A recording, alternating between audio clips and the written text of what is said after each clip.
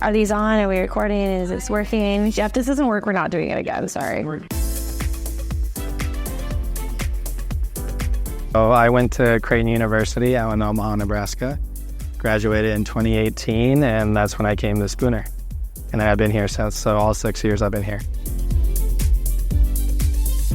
I went to Midwestern University in Glendale, graduated in 2017. I started working in inpatient pediatric care, which I did for a year and a half, and then came to Spooner, so I've been here for 5 years. And I went to UNMC, University of Nebraska Medical Center, just down the road from Creighton, and I graduated in 2019. I had my last clinical out here and started at Spooner of June 2019. I've been here ever since. I was just thinking the other day, I've been here longer now than I was at Goodyear, which is weird. That's weird. Yeah, Seems like you just started here. I know. You've always been here though, right, Natalie? No, actually, kind of. It always just feels like I've just been here the whole time because this always felt like my home clinic. So, What is the most rewarding thing about being a physical therapist and an occupational therapist for you? I think the cliche of just getting to know like so many different people is really rewarding, and pain or injury or surgery or discomfort does not choose one type of person. So like we just get to see the whole gamut. Yeah. For me, that's the most rewarding thing, to be like curious and inventive and creative as far as like what I'm able to provide for my clients. Working with a ton of different types of people instead of being like in a cubicle or setting, you're very like interacting all day. So. I teach both in clinic and I go to a university nearby, at Creighton University, and I love being able to see people have their aha moments. So for me, that's one of the more rewarding things too.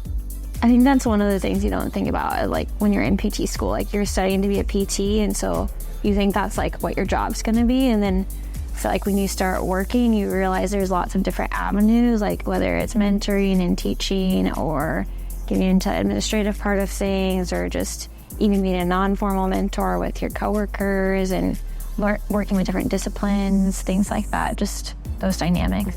Like there's no other career like that. No. I don't think. So that's so diverse. You get to use so many parts of your brain all the time. Yeah, all the time. It's what rewards me and energizes me and keeps me wanting to come back. For me, it's continuing to learn, like just from everyone around me, whether it be patients or coworkers, and I love teaching. Like I think that's been pretty obvious. So, but for me, that's what keeps me energized, and I can see as many people as I want. As long as I'm able to help impact people in that way, then I'm pretty happy. Have you been a great dad teaching your kids math homeworks? I didn't even know about Spooner when I first applied. But once I did get in, what kept me here is first student learning night, and just seeing how many people were interested in that first one, and then seeing people from different clinics.